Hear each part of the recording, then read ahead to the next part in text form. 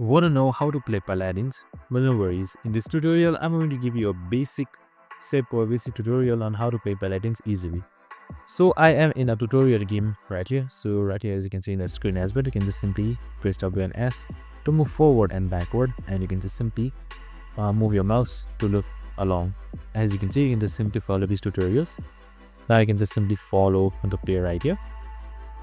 So in order to fire, you can just simply select the right click on your mouse, so you can see right here, and on top you should be seeing your ammo. So you can just simply see this enemy. I'm just going to fire it like this right here, and your enemy should be eliminated, and that's it. Super simple and easy. Now you can just simply select weapons and just move along and then shoot. I hope this video helped. If it did, make sure to like, subscribe, and tune in with us for more of these videos. See you in the next one.